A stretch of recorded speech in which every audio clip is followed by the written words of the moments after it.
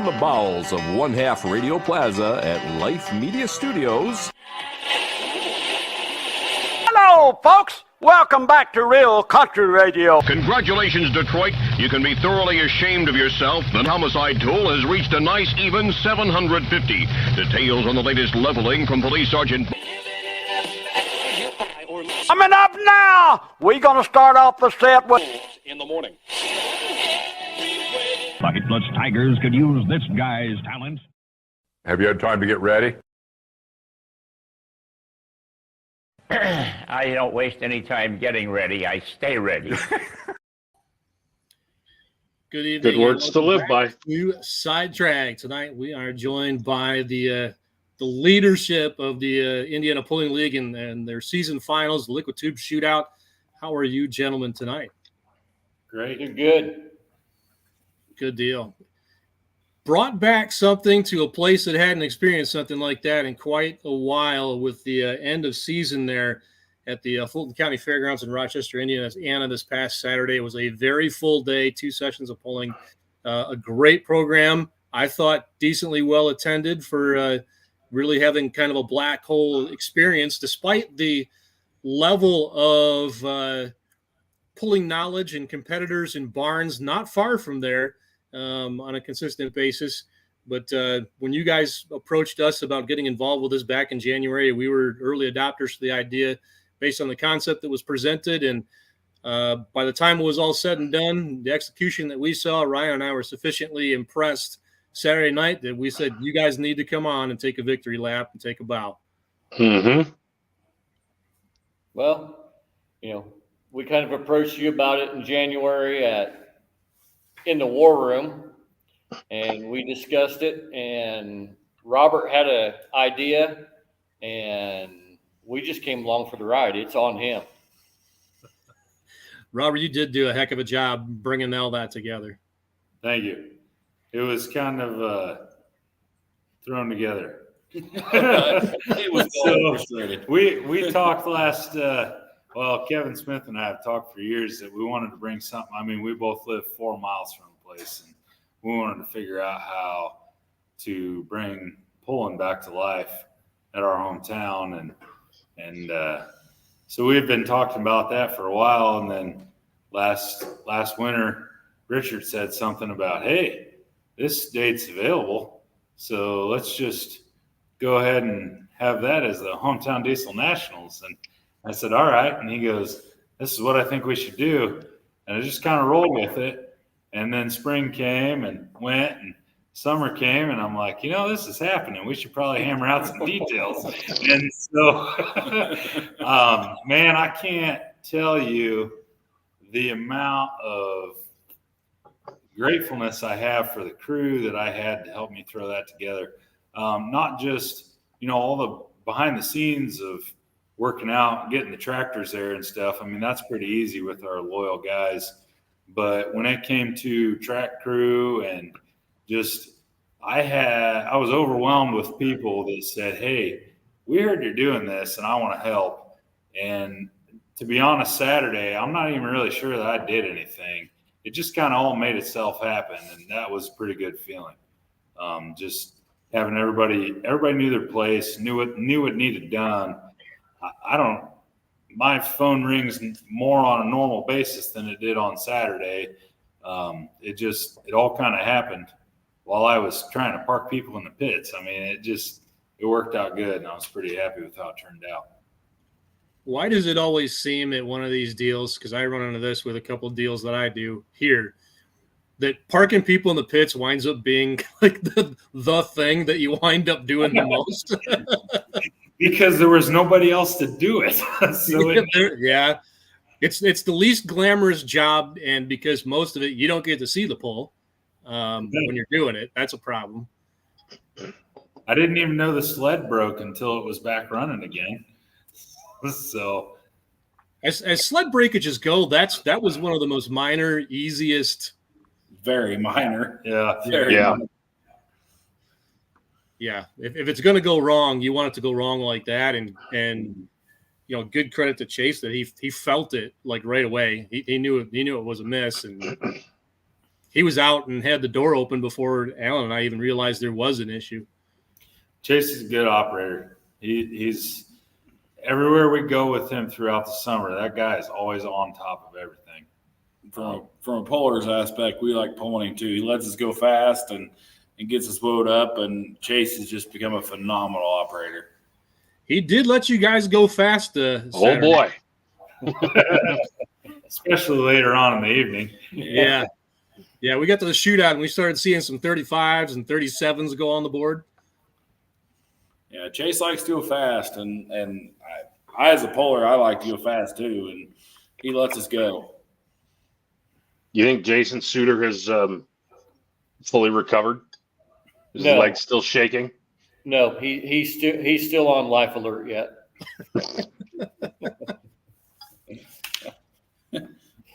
Man, that was a monster of a pass. I'm trying to think. Did we reset even one? Was there one reset or none? Zero. Yeah, I don't think so. None. Chase did them all. We asked him at the end of the night, just how the whole pull went and if he was disappointed, and all he did was smile. So it must have been okay. Take that. Yeah. We knew. Oh, go ahead. I'm sorry. No, I was going to say that's when the sled op doesn't have anything to say and it just gives you a smile. Yeah, I think he did okay. Yeah. We knew back last fall what was going, or back last winter, I should say, in January, knew it was going to be the season finals, and we knew that the idea of this shootout was going to be a part of the program, where top 3 in points on the property were going to come back for a one run and done dash for cash and bragging rights down the track. Did you know at that time, and I don't remember this back then, that you had it funded? Did that come later, or did you have that already kind of sewn up where you knew, okay, we can do this? We had Liquid Tube on board already. I kind of thought so. We could put it in place.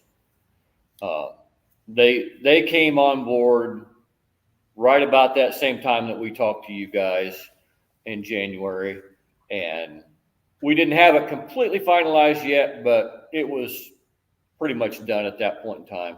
Okay.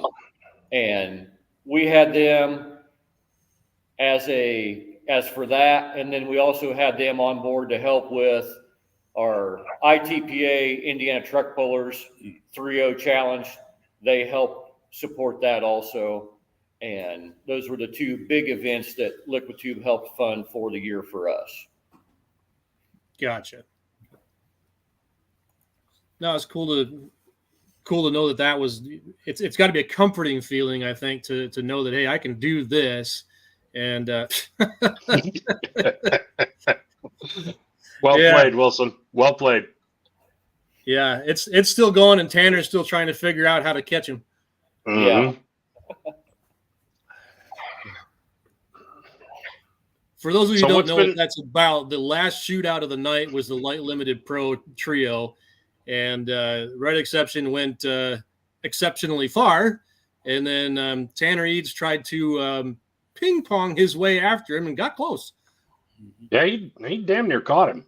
I think it was less than a foot and a half, wasn't it? Yeah. Yep. Well, see, what Alan and I discussed in the tower after that run was, by the time he added up his vertical, he won. Yeah, because he went like 517 feet. But Robert, what's been the community feedback? That was the goal. I mean, we should take a step back here. The goal, as I understand it, and what you and I talked about in between sessions, was that Rochester was in need of that entertainment, and they hadn't seen a good show in a while, and I don't remember how long that was, for one reason or another. And we're not here to throw anybody under the bus, unless you want to. But the goal was bring that entertainment back to the town of Rochester. So 2 questions. 1, does the community think you did it? And 2, do you think you did it? What's been the feedback? I would say yes and yes. I mean, up until the day of the show, I had really no idea how it was going to go.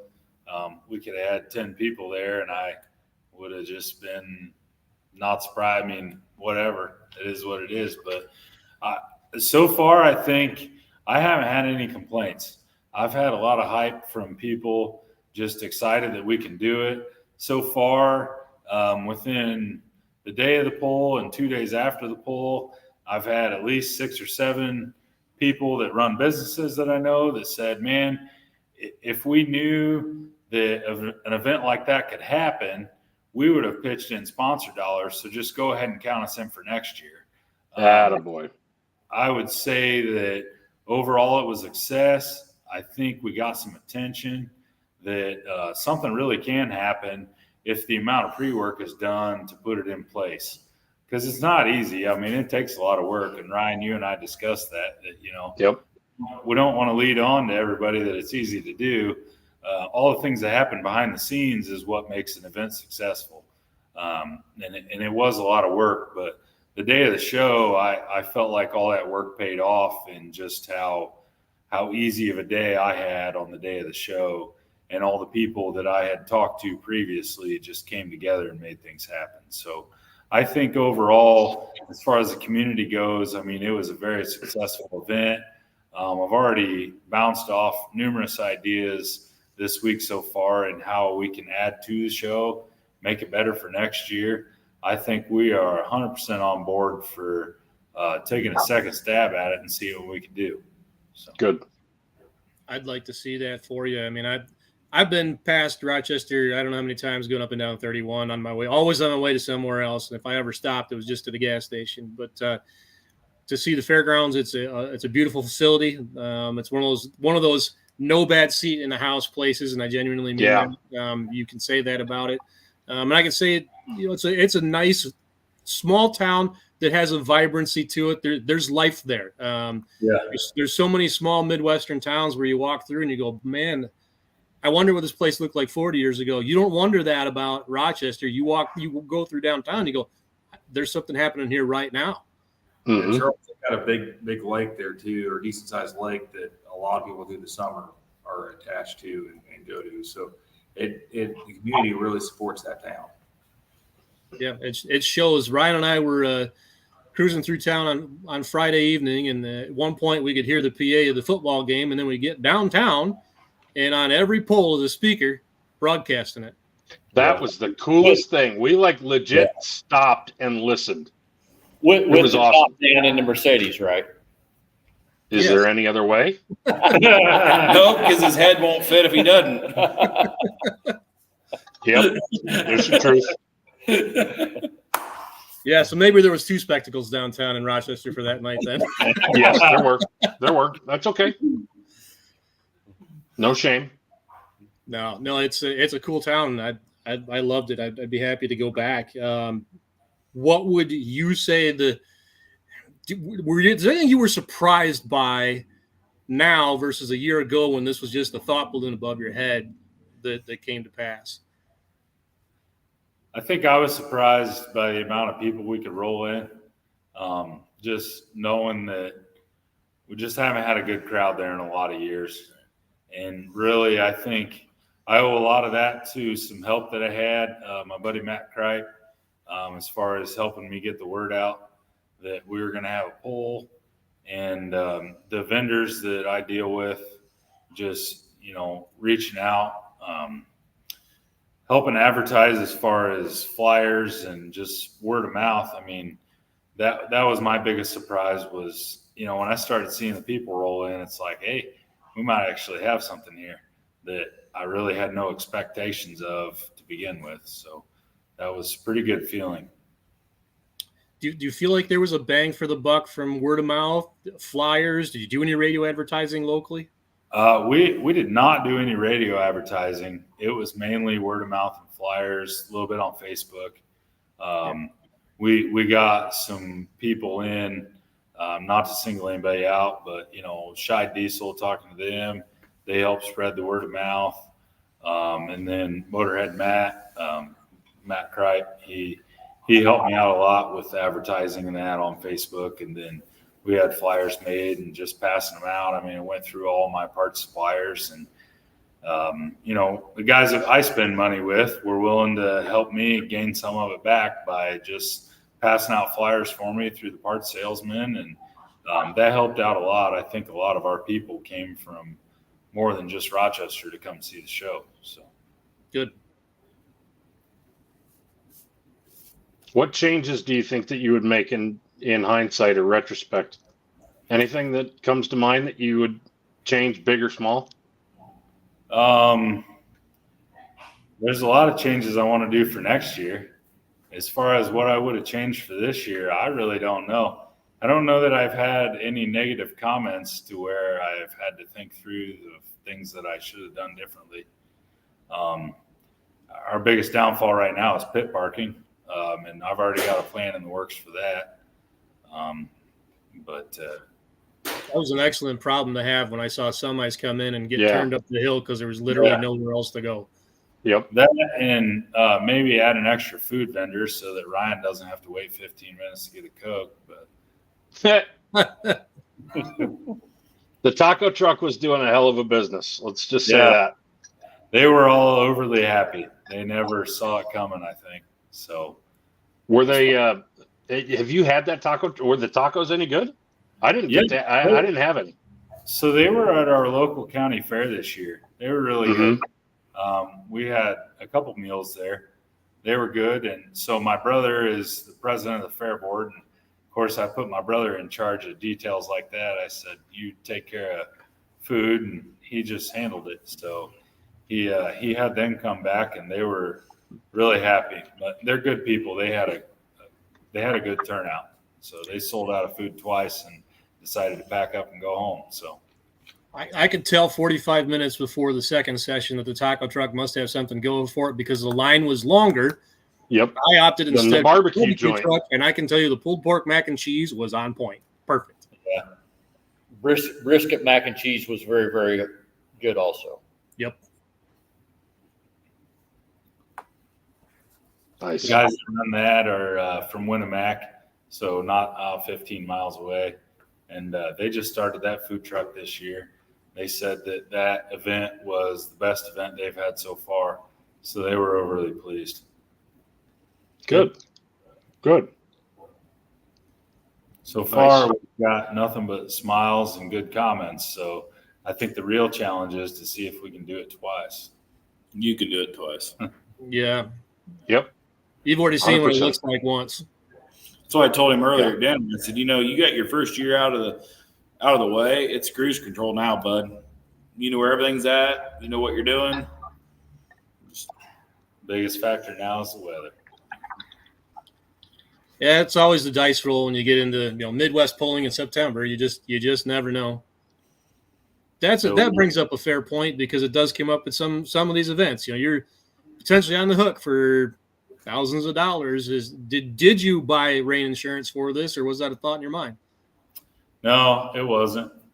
I'm not an insurance kind of guy. I'm more of a wing it kind of guy. So we just rolled with it and hoped for the best. That's fair. It didn't look like you winged it, but by the time we were there, boots on the ground, it didn't show. I hadn't been to that fairgrounds in 8 years. Mm-hmm. I hadn't been to that fairgrounds in 8 years for reasons we're not going to talk about. But when I pulled in there on Wednesday night to help these guys, I got out of the truck and looked at Robert's guys were there before he got there, and I was like, this place is 100% different than I remember it. Him and his guys, they made that fairgrounds look like never before. I mean, they done a phenomenal job. I heard that from multiple people now. So what did you do? What did you do, Robert? A lot of sweat equity. Mowed the grass. Mowed the grass, weed eated. Went to my buddy Spud and got some, I don't even know what concoction of Roundup, he said. He's like, just put legal. this in You your can't talk sprayer about and that. spray it and don't tell anybody. And I don't know. Man, and it wasn't all me. There was so much help I had, but I think the biggest thing is I will do whatever I have to do, and I'm not going to wait around for somebody to do it for me. But I didn't even have to just the people that came around and offered their help. Mowing the grass, leveling out dirt. My buddy Billy brought in some loads of clay that I said, hey, Bill, when you drop those loads of clay, put them at like 450 foot. Don't dump them on the track. So naturally, they dumped every single load right on the pulling track. And then, so perfect. But it worked out great. We got it worked in a week ahead of showtime. And there was a lot of question as to whether it was going to work or not. And I just had the right people by my side to make it work. I can't take that much credit for what was done. It worked. It was all just good people I got in my back pocket to help me make things come together. So. What was the feedback? Because I certainly wasn't. I was in my penalty box. So I wasn't privy to it. What's the feedback then on what the semis looked like? So it was pretty good. We had a big mix of semis that night. We are in the works of talking to some guys to potentially make something different happen in that area. But so that goes back to my buddy Matt. He was the big push behind that. Matt and Dan Hart, they both got semis that they're wanting to do something with. And they it was actually about 3 to 4 weeks before showtime. Matt calls me and he goes, hey, I heard you're having a pull. I said, yeah. He goes, why aren't you having any semis? And I said, I don't need one more thing to deal with right now. He goes, all right, handle it. And it just got handled, Matt and Dan and his guys all just kind of made it happen. So that was something that there's a lot of tweaking we need to do in that area, but it's something that we're going forward. We're going to get more official and make some progress there. Yeah. But I think the feedback was pretty good. You guys know everybody likes to see semis roll down the tracks. Yep. I've known Matt for probably 6 or 7 years from him participating up in northern Michigan. It was a couple of years before I even realized he was from down there. I didn't know that initially. Yeah. So he's had that truck for a few years now. And then Dan is not that far from us, and he just got his done about 2 days before it was time to go to Onaway. So that way he could fold his drive shaft up in a pretzel. But as one does. Yeah. Yes. Yeah. But it's growing. It just things like that start in one central location and they grow further in distance. So, semis have always been a thing, but the super semis seems like they're very territorial now in bigger places, and it'd just be nice to bring some caliber of semis back to other areas. So that's what we're trying to do. Grow it organically the way it did the first time. Yeah, we had a pretty broad spectrum. We need to get dialed in on one focus area for the semis, but it'll come. I think there's a lot of guys excited about that class, and so I don't think that we're going to have any struggle when it comes to participation. And whoever built those hitches that you guys were using, those are the heaviest ones I've ever seen. So those hitches, I think the welds were still hot when they were putting them in. So Billy picked those up. Billy showed up and we were talking about stuff, and Matt goes, I think that Billy needs to go pick our hitches up. And I'm like, yeah, we're about 2 hours from showtime. That'd probably be a good idea. So they rolled in with those extra hitches, and we just made them work. So they worked, and I will be extremely impressed if somebody manages to break one of those.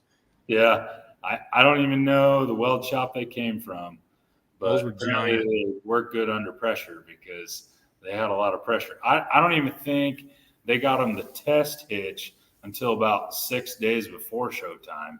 So, wow. And they built 4 of them. But that's where guys like Matt come into play, because he's pretty good at applying the pressure. He must have been. A lot of the ones that get supplied up in this area, 2 big dudes could pick it up off one truck and place it on another as long as they don't have to walk far. These ones, you're not picking them up without a machine. No, we weren't picking those up. And we had, so PBS Truck Parts donated the kingpins for those. And I think that was another scenario where we called them and we said, hey, we need 4 kingpins. And they said, oh, okay, we'll get them for you. We're like, no, we're going to be there in like a half hour to pick them up. So have them laid out for us.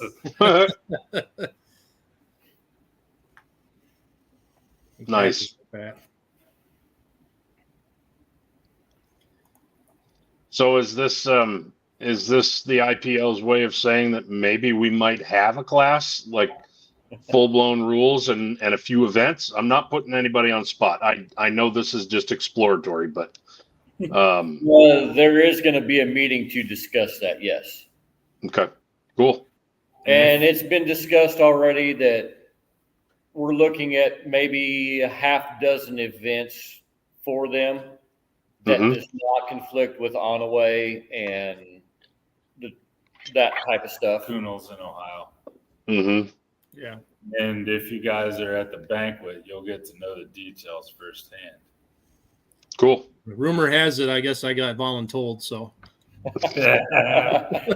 Oh, you weren't forced. What else was you going to do that evening? Well, who knows? I've gotten into some hijinks at Indy on PRI Saturday night before, but it's probably better I go hang out with you guys instead. Safer in Monticello, Indiana. Yeah, I imagine. If you're a gambler, man, we'll bet you $100 that you'll do it next year too. Good time. I was thinking there are plenty of hijinks going on. I was thinking there'd be plenty of hijinks and shenanigans in Monticello, Indiana that Saturday night anyway. So, it's a wild card. Mm-hmm. Well, it's safer there because there's fewer people and cameras around, right? Yes. Plus, look, we have an enforcer who's there. And there's the instigator, one of the instigators right there. Yes, well, exactly. yeah. You've got to watch him with both eyes all the time. Yes, sir. Yeah. Between the capes and the clown shoes, who knows what could happen.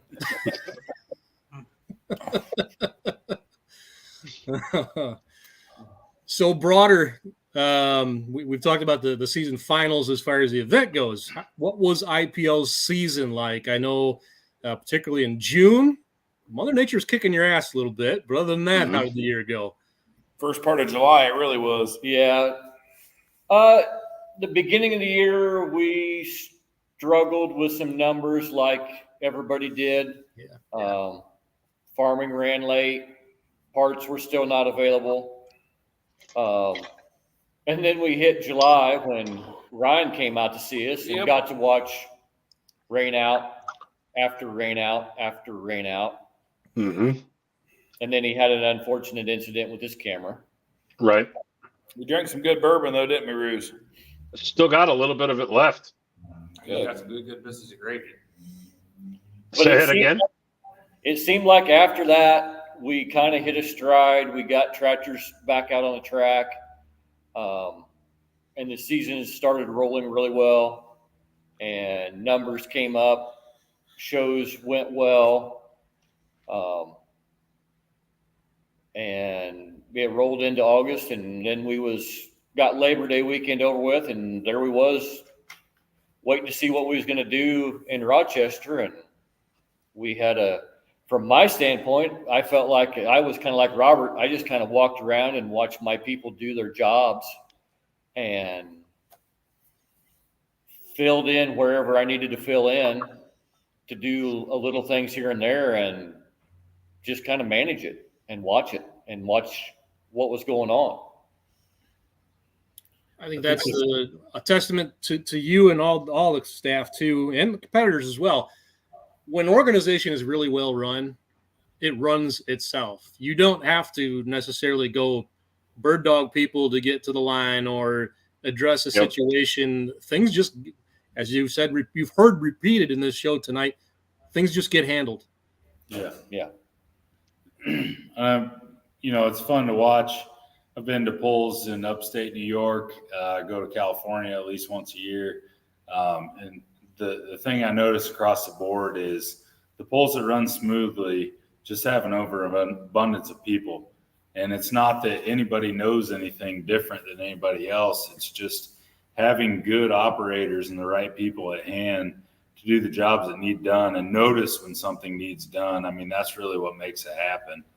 So, and as far as the IPL standpoint, I mean, I've been helping IPL for 9 seasons at least, and we were blessed this season with extra help, and just everything just flows into place because everybody has a smaller job, and when you have one thing to focus on, everything just goes smoothly. Yep. How did you go about attracting that help? Word of mouth. Kind of, yeah, word of mouth. A couple of them, well, one of them was our starting line guy, Eric Foreman. He actually does the pull at Flora for us. And his father-in-law has a hot farm that they've been working on again for an extended period of time. And he come to the polls, and we're like, hey, you want a job? And he's like, what do you want me to do? And we've had him in a couple different positions, and he's one of them. He shows up, does what he's asked to do, doesn't create problems. His neighbor started riding along with him, Jeff Leslie, and hey, you want a job? What do you want me to do? And it's kind of rolled from there. Our scale guy this year, Bill Plummer, he asked some of our people about coming and helping, and do we need more help? And it's just been kind of that way. We've picked up people from that way, and it's worked. I think again, it goes back to the idea of fostering that reputation, and it's not something you can't buy it, and you can't get it overnight. As you know, as you said, 7-8 years it's taken, and I'm sitting there trying to say nice things, and here comes Perfect, Joe. more perfect. That's Good timing, buddy. Like Joe has got it cut out for that. He is the guy in charge of the entry process. He's our HR, our human resources, and, complaint department. All the complaint departments go straight to Joe, handled in 2 words. I can even, well, I won't say them, but I know what they are. Uh-huh. Don't even have to pay the guy. He just volunteers his time. You know, something else I think is said for our group is, for the most part, our promoters are phenomenal to work with. You know, we have 95% of our promoters are phenomenal to work with. And the other 5% we'll list later. Yeah. Do you often find with the promoters you got that sort of relationship built with, is it something where, you know, they're ready to, and they may not be able to know this necessarily until an annual fair convention takes place, but you basically get the, you know, plan on it next year kind of a situation? Yeah, for the most part, you know, year to year, it goes pretty seamlessly with all of our promoters. It just does. I mean, everybody knows what they want. I mean, for the most part, the classes kind of stay the same from year to year with most of these places. You know, light limited pro stock, hot farm are the 2 hottest classes we have. King of the Hill is growing by leaps and bounds in that it's an affordable class that brings, and I did add it up, they average 14.3 pullers per event for the whole year, over 12 events. Nice. Biggest class we had for the year in average. You know, and yes, everybody says, oh, it's 15 mile an hour. Build one, jump into class, and get your ass kicked by our guys. Yep. It's a driver's class, and you know, the the amazing difference to me is the difference in 10 mile an hour and 15 mile an hour watching them go down the track. On the road, 5 mile an hour is nothing. Yeah. But that class has just took off, and they put on a good show, and any of them can win on any given night. Yeah. That's the cool thing about it. Yeah. I've done a little 10 mile an hour around here, and I can't speed up my brain enough for 15. And there's guys that are tiptoeing 14.9 and smashing it at exactly the right time when the pan's dropping. That takes a lot of laps and a lot of really knowing your machine. Mm-hmm. Or just getting lucky. I mean, that happens too. Let's be honest. It does. Our boards might not work. Yeah. Yeah. They might skip every now and then. Right, Joe? Or there might be a guy standing in front of it. Who knows? Oh, that's a world famous, isn't it? Yeah. Make a better door than you do a window there, Bob. Yep. Well, we have a designated person for standing in front of the boards. His name's Tony Roush. He likes to do it. Nice. Well, at least he knows, you got to be famous for something. Yeah.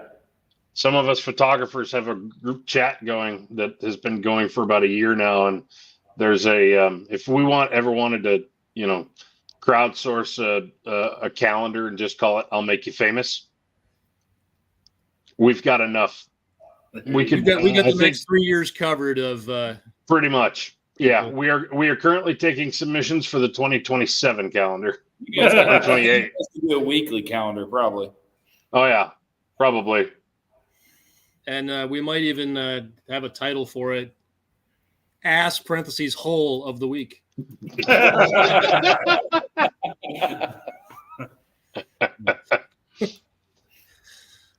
A lot of photos of people backside standing right in our freaking way. Yep. And I actually confronted one of them. This actually at the show in Rochester. Who's the guys who have the hot farm, just bare sheet metal, been whooping up on everybody? Oh, Todd Cameron. I think. Yeah. Does he come with a guy who's built kind of like me? Mm-hmm. Yes. Yeah. I had fun with those guys because last year at Wagler's deal, one of them, and I think it was the bigger guy who built like me. He's right out in the.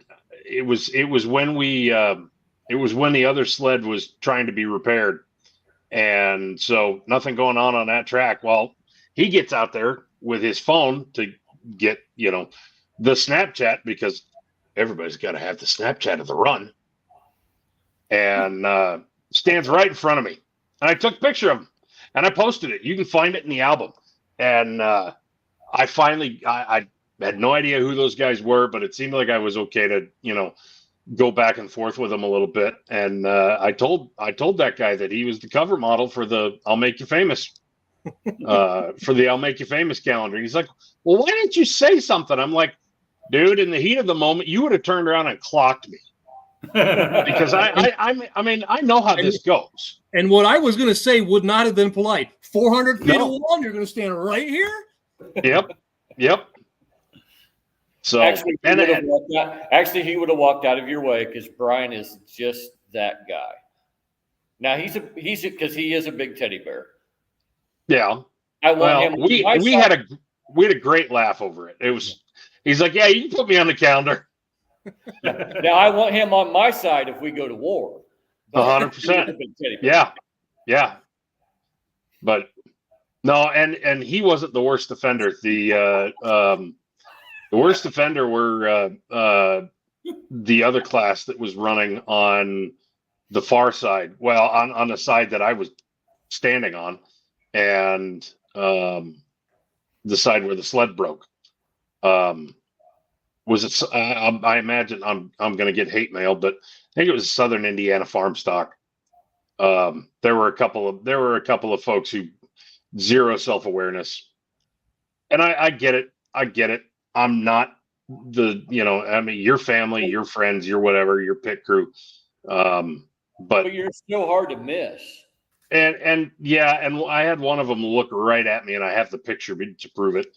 There's And probably a fence post hanging there, and he couldn't see it past the fence post.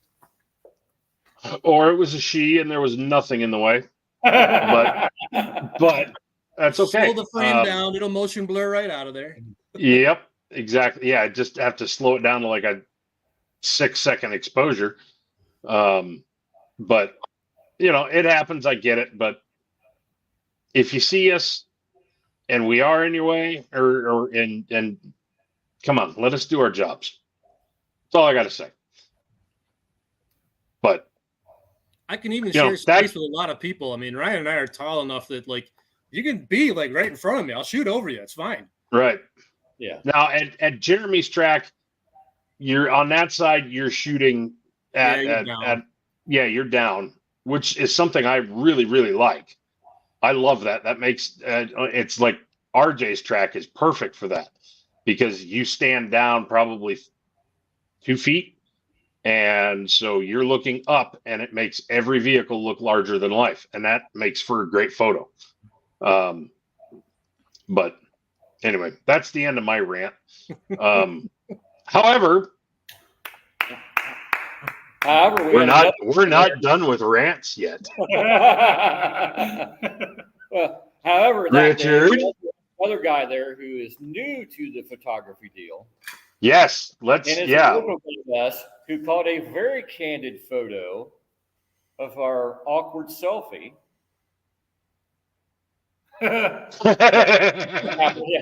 Yeah, you're right. You're right, Tiff. She needs some Miracle Grow. Platform heels, or Adam, get her a set of like those big thick-soled Doc Martens are coming back. Get her some of those. Adam being ruthless. But yeah, Bill's come on board with us for 4 events now this year, and has blown us away with stuff. Like I said, yes, he has. He caught a candid photo of you and Lillian Moore taking a selfie. And I will legitimately cherish that photo. That was awesome. And of the 3 photos that he's already posted from it, one is of you doing your job. One is me walking down the track. So, he caught both of us in our doing what we do. Doing the things, yeah. And everything. So, I mean, he's come around, and he's taken some really good photos and done some really good things, Yep. Again, on this side of things, we had 2 phenomenal announcers. We had 2 phenomenal photographers. 1.5 on the announcers. No. We actually had one more, because Adam got a really good shot of Zach and me. Yeah, and we had 2 phenomenal videographers there also. We can't forget Jeff Shanks, and then Bill DeSamati also. Yeah, Jeff was watching earlier. I presume he still is. I think he still is.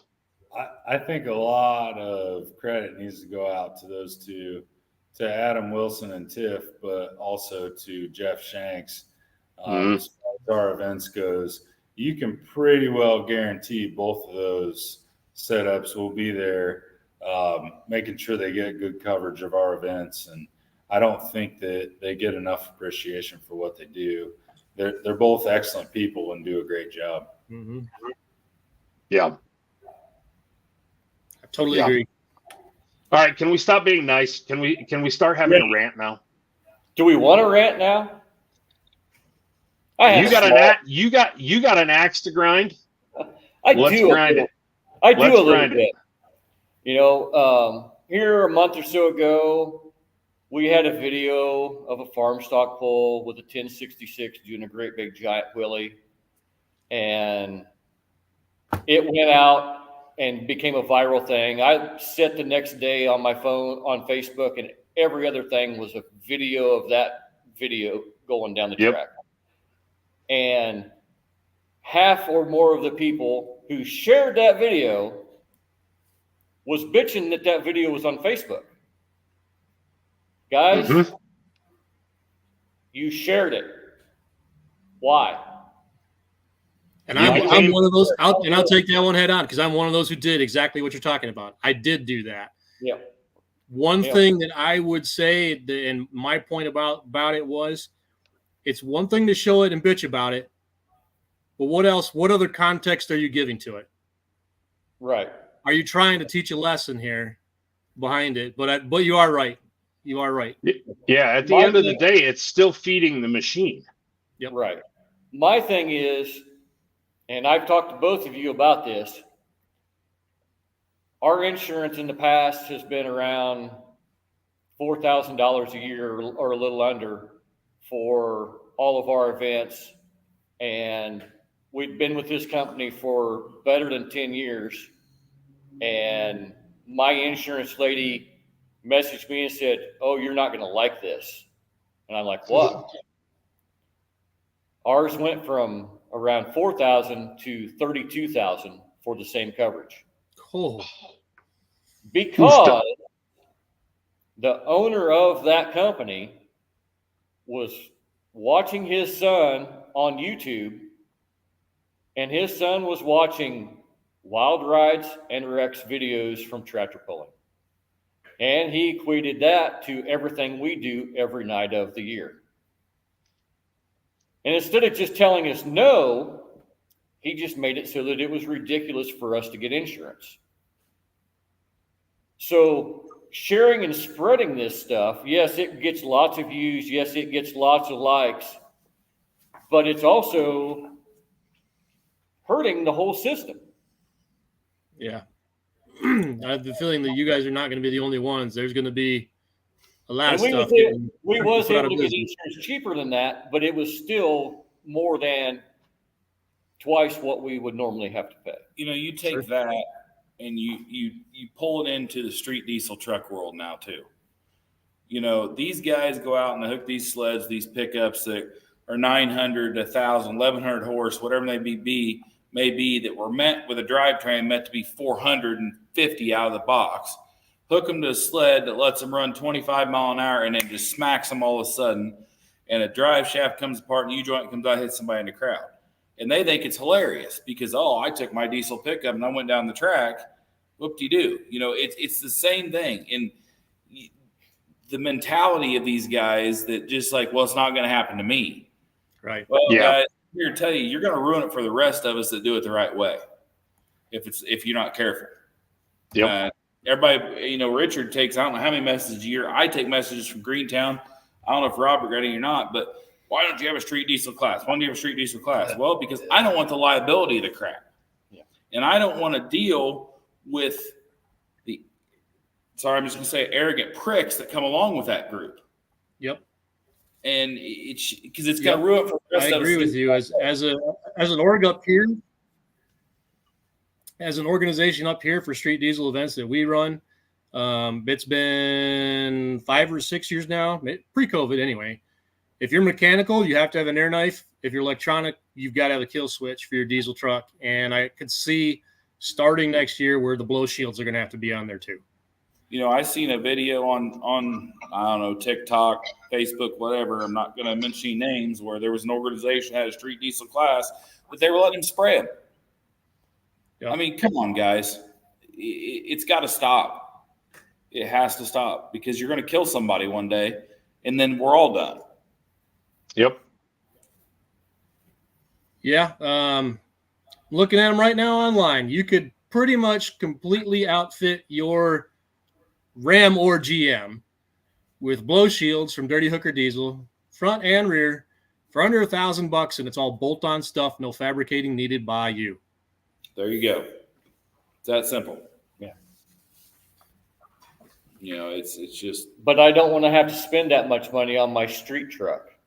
But also, as you've got the underglow and the billet wheels and all the other bullshit that you spent 5, 10, 12, 15 grand on. Yes. Oh, and how did you make that 800 horsepower? Let me tell you how you did it. If it's doing it reliably, if you're a Duramax guy, your short block costs you 13.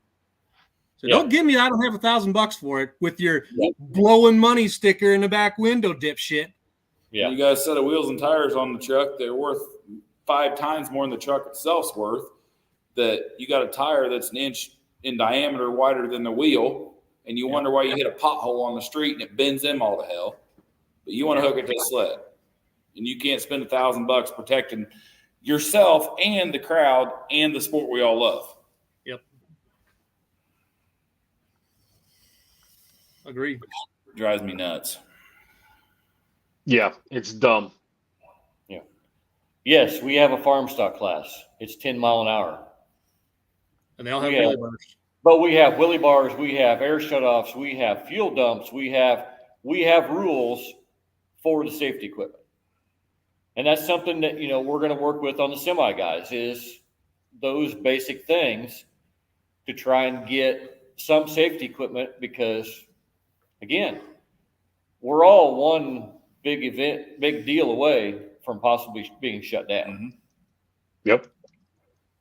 Yeah, my local fair has just a handful of classes left that do not require wheelie bars, and we call them farm stock, but they're not the farm stock Farm stock here, the winner goes on the dyno, and you're only allowed 10% over whatever factory rated for that machine was, and if you're over, we throw you out until we find somebody who's legal. I think for 2025, probably the lighter classes anyway, are going to get a requirement to have wheelie bars. Because it doesn't take much to tip over an M or an Oliver 88 or whatever. And you can buy bolt-on kits for the wheelie bars for them too. No fabricating required, and it's only a few $100. It's just the world we're in. The Sunday of Labor Day weekend, family around Idaville put on their 3rd annual fundraising deal for the Idaville Fire Department. Up to 8,000 pounds and below, and they start at 3,000 pounds and go up in 500-pound increments to 12,000 pounds, and then they have a couple heavy classes. But at 8,000 pounds is when you get to go 7 mile an hour. Everything else is 4 mile an hour and below. Ray Lowry was there with their mini sled to pull the light stuff. Chase was there with the big sled to pull the heavier stuff, and then finish up at the end. There was 325 hooks down 2 tracks that started at 11:15 and ended at 9:15 at night. If you ask Chase, that's why his nut come off his bolt on Saturday at Rochester.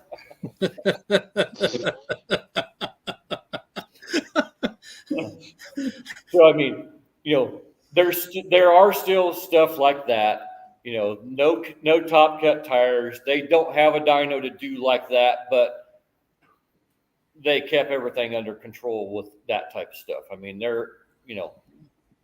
but they still didn't want any of our 10 mile an hour guys showing up, because our 10 mile an hour guys are still more than what they want as a farm stock type stuff for their heavy classes.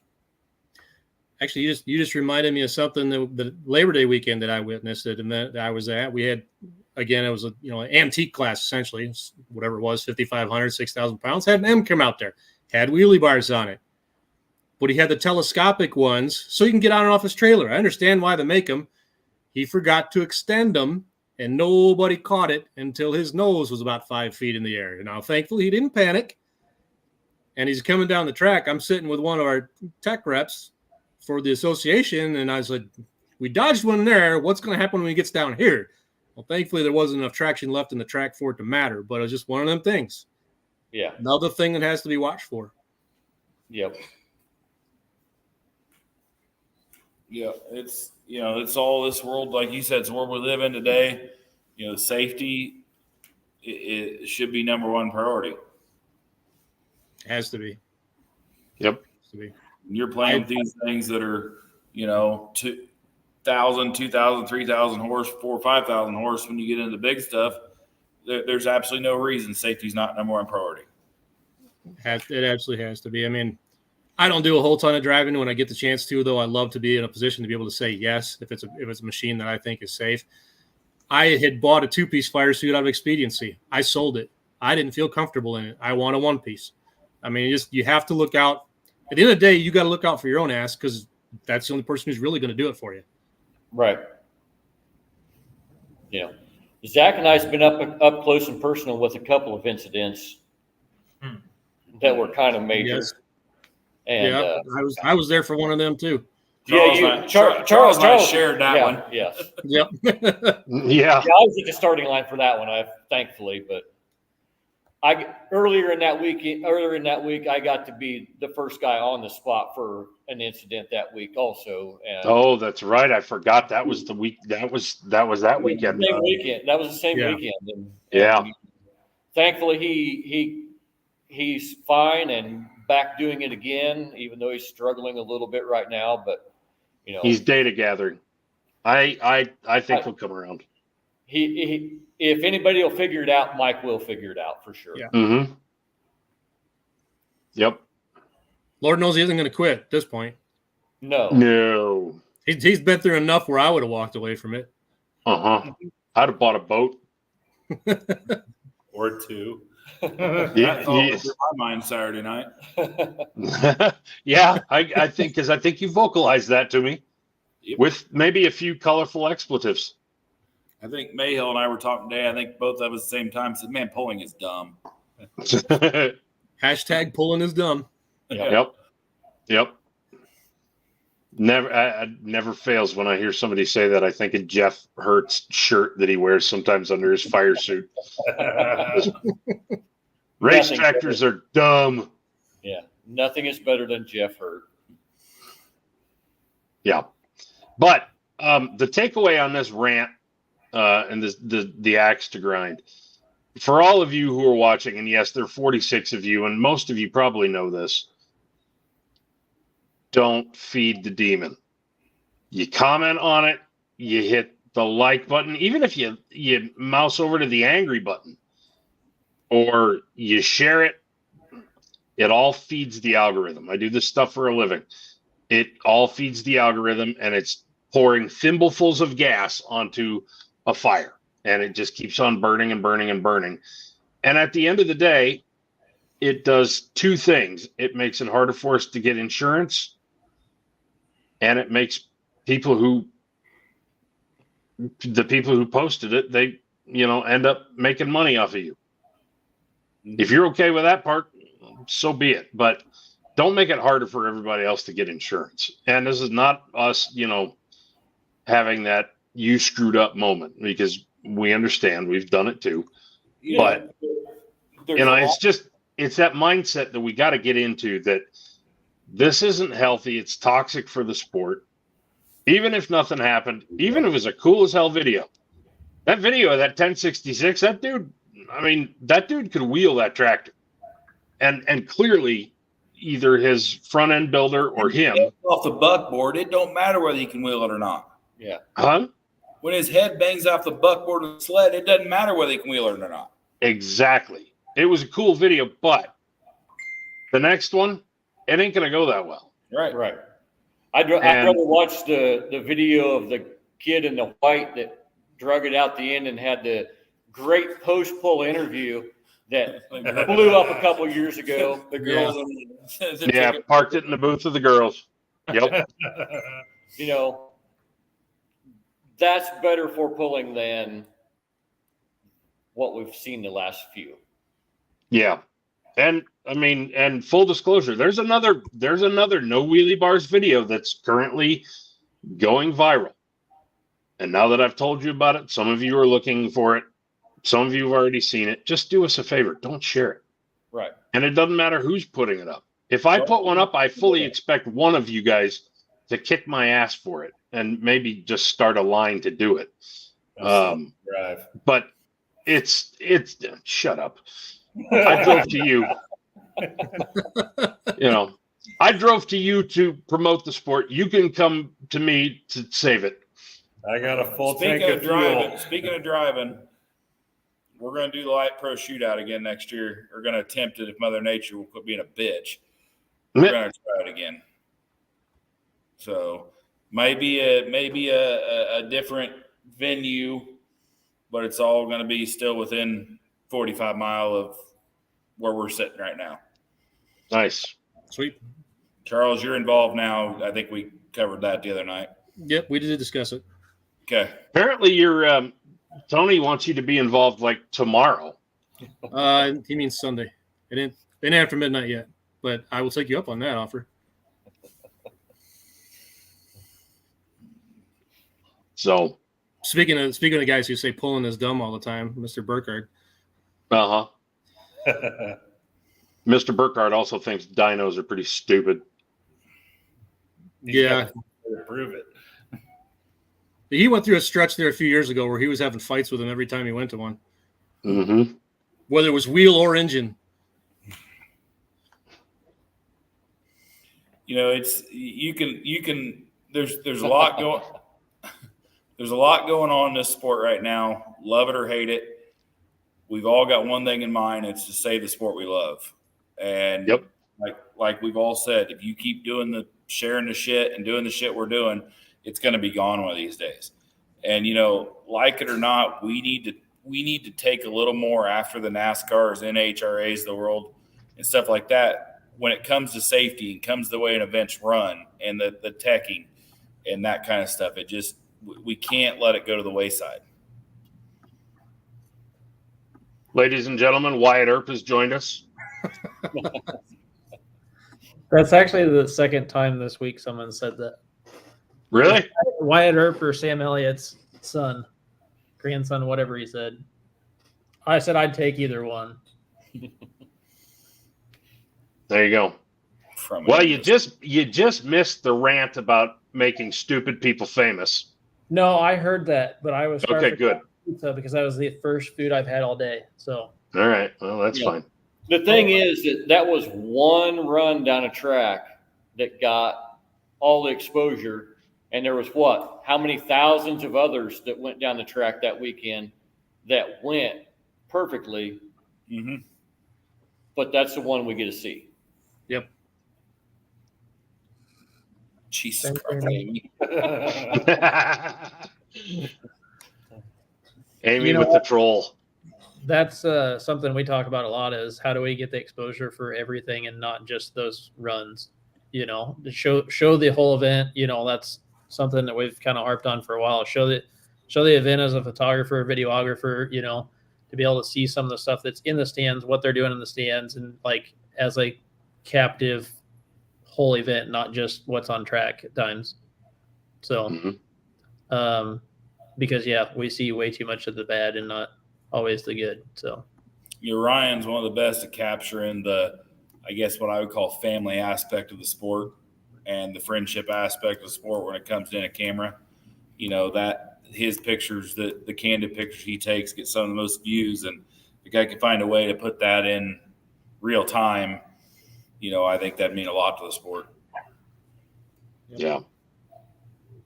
You know, something that Adam and Jeff Shanks has done for us this year at different events is taking a page out of Jesse Post and getting us a winner's video right away and getting that up so that, you know, you at least get to see those runs right away that went right and give some exposure to those people. So I agree.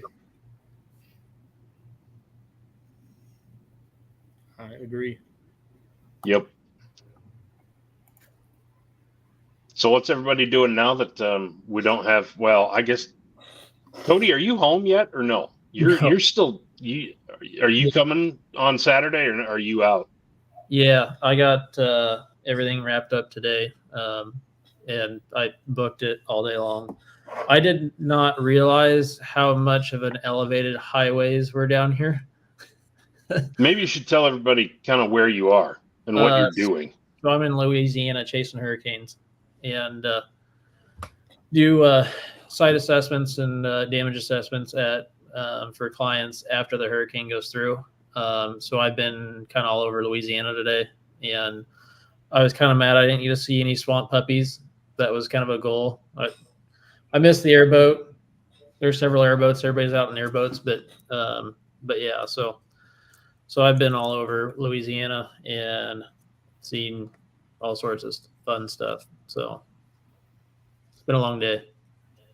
So, and yesterday, alarm went off at 1:20 in the morning to catch a flight. So, yeah. Can I just make a point that he's in Louisiana after a hurricane and the power's on? Here in Michigan, if a butterfly sneezes, I lose power for 3 days. How the hell does that work? I stayed at Lake Charles, so I'm far enough west. I was in Huma this evening, where it like made landfall and stuff. So it's so hit or miss down here. It wasn't sustained like what some of the past ones, like the Florida Georgia one, that was really bad. This wasn't near as bad. So I mean, I was downtown New Orleans type of thing, and you'd be driving and there'd be like 4 blocks that it's blackout, there's no power anywhere, and the next 3 have power, and you're like, where the hell's this grid come from? It's just, so it's weird, but I will say at least everybody down here seems to know what to do at a stoplight that doesn't have power. So far, I'm not kidding. I've gotten to where I've been ranking these from all the hurricanes I go after, and Valdosta, Georgia is absolutely hands down the worst. It'll be, they're driving 55 through, and all these cars are stopped in the other lanes next to them, and they just blow right through it, and you just cringe when you pull through because you're going to get T-boned. Houston, a little bit better, but down here, they apparently teach driving school down here. So, but yeah, so that's where I've been at. So I did catch it. I haven't had food all day, and I ordered pizza and picked it up, and like Dave Portney would love that pizza. It was good. Garlic crust, stuffed crust, pepperoni, tomatoes. Yeah. So sorry. When you're living off of, you basically pack up for the day because you don't know if you'd be back here, if you're going to stay over there somewhere. So, and then you stop every so often along the way when you get some place that's got power, because you go into some of those places, they don't have anything for hours. So I was lucky to have a Ford that's the hybrid Ford F-150. So it was like 590 some miles. It was convenient, but this one's not a hybrid. Yeah, No, that one's the No, that will not get 590 anything. Except horsepower. it was nice not having to Valdosta. Wait in line for an hour and a half, 2 hours, whatever it was, and they ran out of fuel by the time I made it to the pump. So you go across the street, who's got a generator, and you wait in line 40 cars. There's people walking a half a mile, and they go in and get Natty Lights. And I was like, you couldn't find something better than Natty Light in that store? And he has his swim trunks on and flip flops, and I was like, good Lord. But yeah, then you're through a populous city that is blackout, and there's down power lines and trees, and it can get sketchy pretty quick. But luckily, this wasn't, I don't think, as bad as that one for sure. But right of way determined by who has the biggest caliber in the glove box, or what? No. No. I only saw one sleeping bag underneath the bushes. Yeah. It wasn't near as bad. So yeah. So that's where I'm at currently. But so I was planning on coming back Saturday. I'm in the middle of changing flights until you asked a question, and I got distracted. So I'll be back tomorrow morning ish. Good deal. So you didn't meet Amos Moses then? No. Nope, did not.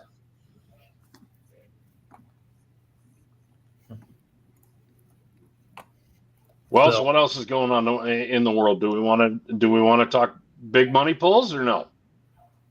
Or is there not enough to talk about that? We want to talk about my other little rant about the MEC.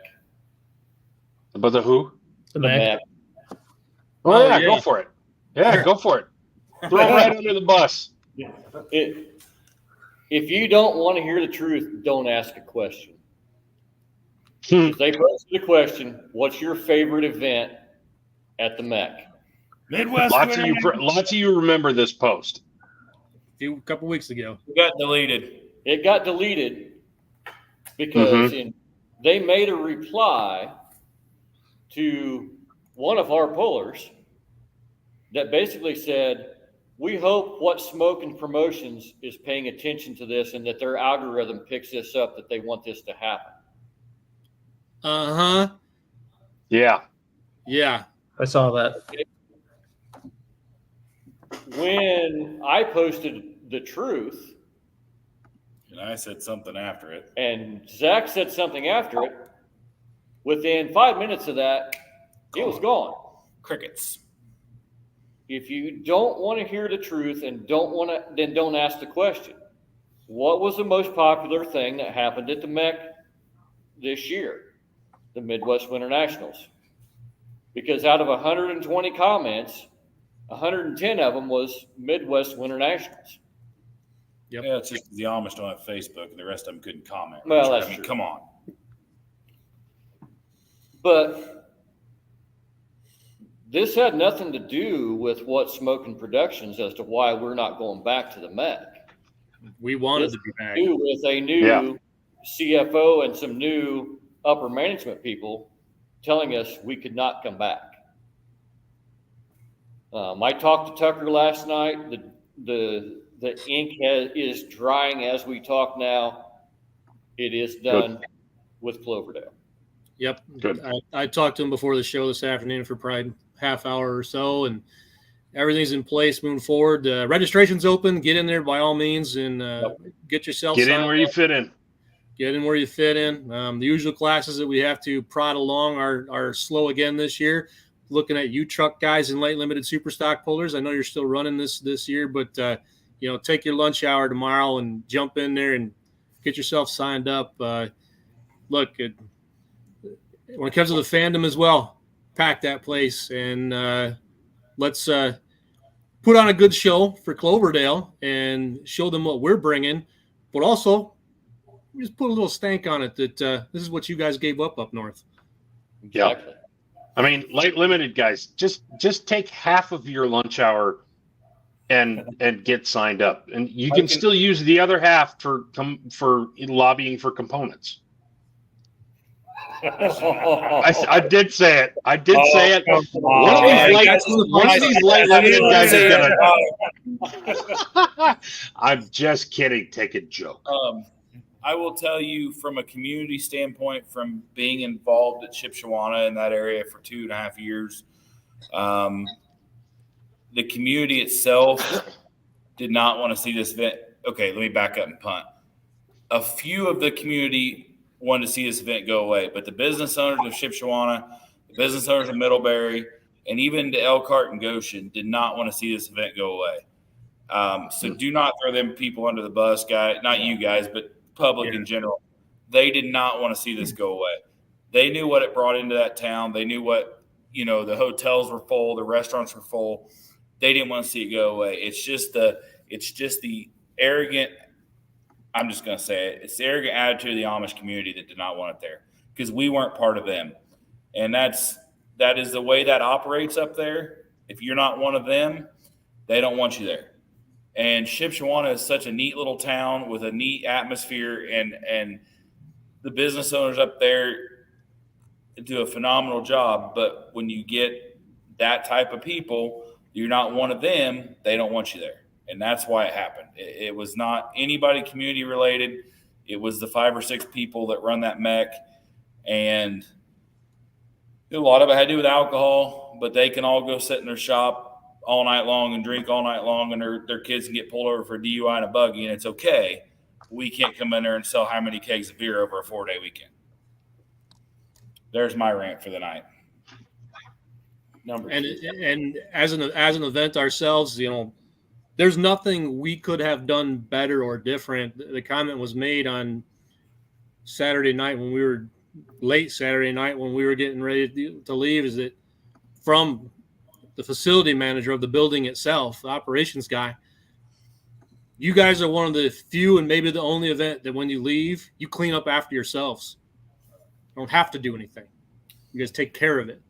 And we did what we could do. Arlen. Yeah. Yeah, I know. And he wanted it back, but you can only pull so many strings up there. And it's a different world up there, guys. I mean, what we used to say when I worked up there, when you pass State Road 4, which is on the south side of Goshen, runs across the whole northern half of the state of Indiana, it's a different. You go into a different world. I mean, you really do. State Road 13, north of State Road 4, and that side of 5, it's a different world. And or 9. And you just, yeah.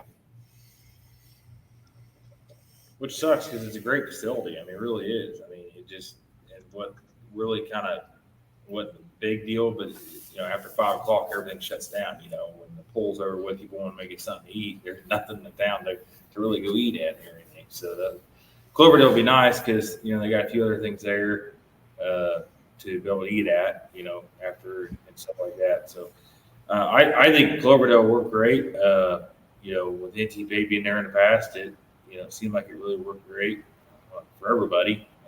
I think parking's gonna be a little tight, but I think that worked out. So yeah, there'll be stuff coming about that. There'll be a diagram map coming that everybody will be able to follow along with schedules of when you're in, when you're out. That'll get worked on. More on that. I'll table that further about that. We're probably going to have an off-schedule sidetracked on Monday night because there's a couple things that are coming up we need to address. And I did tell Clint, if you're not in a combine somewhere and want to jump on with us and start discussing it, that door's open. So we'll see. He might be part of the Monday show, but we got some other stuff that's coming on that program as well. You should see the shirt that I put in the chat as I'm waiting to get off my plane. I see this shirt. Oh, that's perfect. I see it now. That's funny. And I was like, really funny. We were waiting to get off, and I was like, oh my God, I gotta get my phone out of my pocket. And as I'm like crammed upside down, trying to pull my phone out of my pocket to do one of those. Because it was this Burkhardt, stop.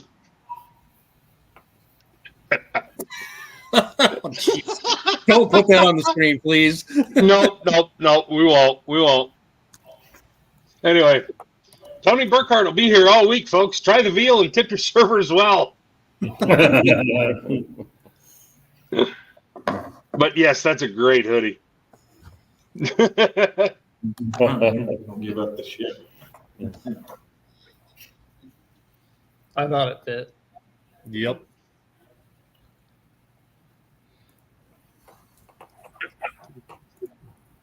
Anyway. So, what else do we have to talk about? Anything, or do we make this one a short one? Can do whatever. I mean, we're going to, like I said, Monday, we're going to kind of weed in. You got to put that comment up on the screen. You got to. No. Yes, you do. I just got it sent to me, and you got to put that comment up on the screen. Thanks, Cando. Thank you for that. That was helpful. Oh, my God.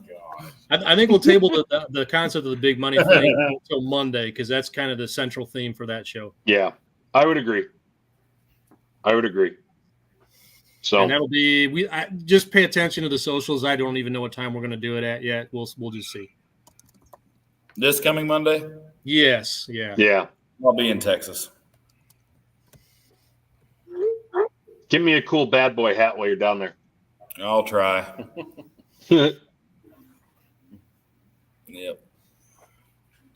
Well, I think the biggest thing left for us to do is to, one, thank our sponsors, which are please do. Well, the main one, we're sitting in his showroom right now, is Brad Halford.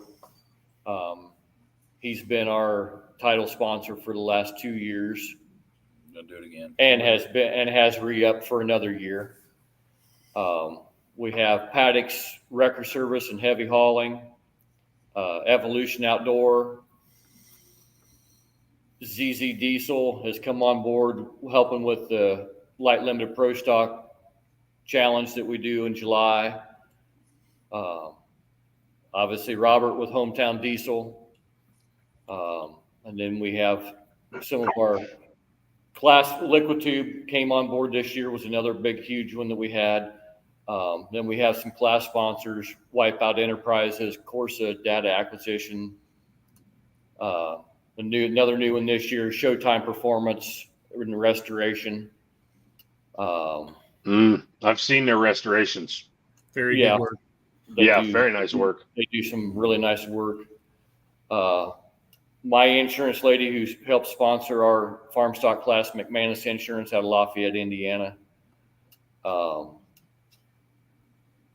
McKinley Repair, he's been one who's always helped us out with stuff over the years. Jay's Diesel Performance and DNN Suter Excavating, and then Overmeyer Dyno Service has always been a big supporter of us. So, without these people, we can't really do what we do. Oh, we had another one that we forgot, particularly when it came to Rochester, and I don't know if they do it for other events. You had a certain tractor brand out there helping with track prep. New Holland. Yep. I had a couple local New Holland dealers. Well, the same people own all the dealers that help. We got 7 now. A couple salesmen that I talked with that I'm friends with that were willing to bring equipment out. I mean, no questions asked. They basically just laid it on the line and said, "You tell us what you need and we'll make it happen." And they did. That same dealer group that helps me at Greentown, one of my best friends, the service manager at the New Holland dealer here in Greentown, that is that same dealer group, and they help me at Greentown a tremendous amount too. Robert, before we let you off, give the crew, give all those people who stood beside you, give them their due. Tell us who they were. You don't remember, boy. I should have. First among equals, the guy named Wing It. Yeah. Man, I just roll by the slippery slopes one day at a time. That's how I get through things. So I couldn't name all the people individually, but I'll try. So Spud, my buddy Spud, like the potato. He's always been a big help to me. And then the Burton boys, Scott and Kevin. I mean, I grew up with them my whole life, and when I gave them the chance to attack a skid steer, they were on it like banshees. They were awesome. I think they rode skid steers before they rode bicycles. And Kevin Smith and Travis helped me out. Of course, Richard and Zach, Spaz, and Jordan Field. Tim Overmeyer came out for a little bit. Joe Moore. Joe was there, and Lily and Matthew on special occasions, especially picking up rocks. Man, we picked up a lot of rocks. We did. My guys at the shop, which they were getting paid for part of it, so I mean they don't get any credit.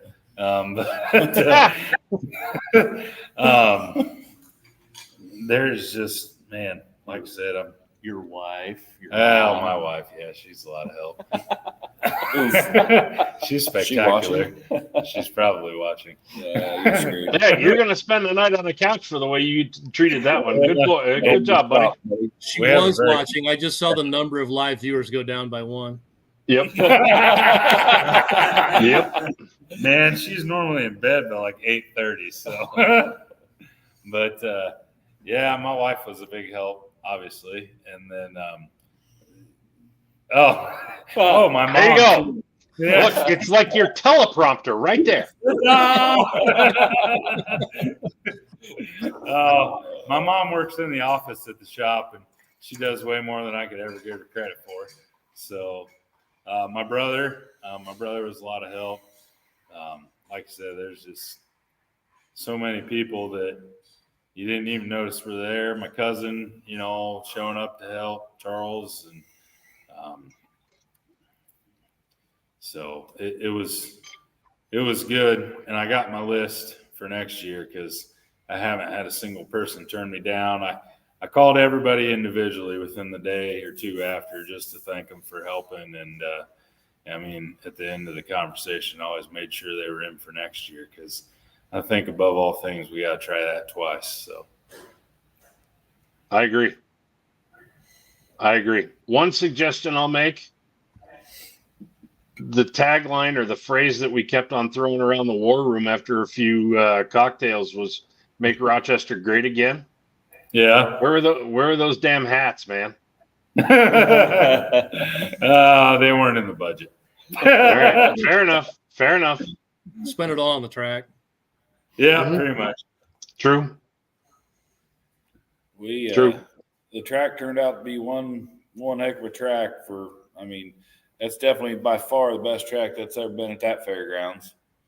And I told him when we got done that night, when he came over and thanked me and we were carrying mine off with a skid loader, he said, "Well, I don't know what I can do for you, but if you need anything, let me know. And I said, Robert, anytime we can put a class of light pros and limited pros down the track, every one of them pick the front end up and just roll, we knew we did something right.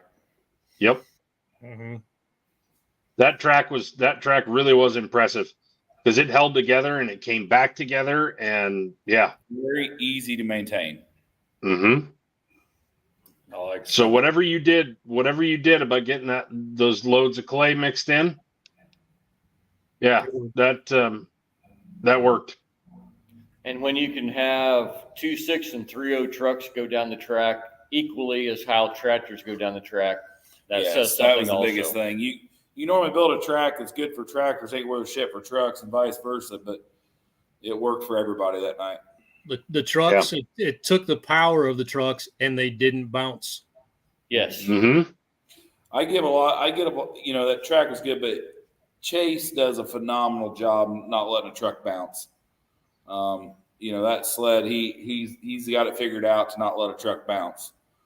And you got to give credit to Chase for some of that. That's a comment from Burkhart that we can flash on the screen. I'll have everything but the fire suit because I don't have my new one yet, but I'll bring everything else. Come on, put the other one up. No, it'll help with engagement because the people who see this and watch it, and it's not like you didn't have wheelie bars or anything. You can put it up.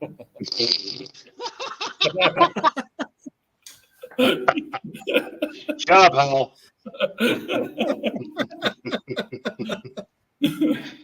Guys, this was a fun one. I got to bail. I do have a phone call I got to make. But guys, thank you so much for coming on. Thank you for those of you who pushed Robert and helped pour thimblefuls of gas on that fire. And that goes to any of you who are watching tonight who had anything to do with it. And I know some of his crew is watching.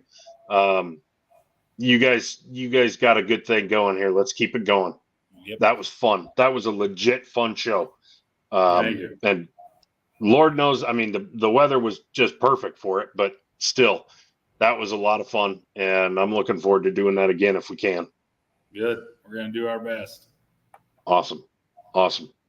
And Moose, no, Badger State is not going to happen for me this year. Maybe next year. We'll see.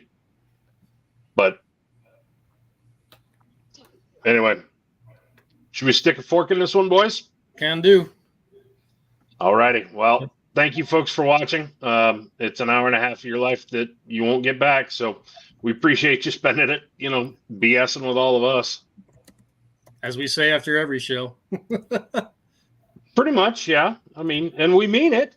You're not going to get that time back. So we hope that it was at least entertaining or educational or something. But anyway, even if we'll you became a hater, even better still, you pay attention next time. There you go. Charles, I'll call you in the next couple of weeks about next year. All right, fair enough. All right. See you guys. Thank you. See you. Thank you.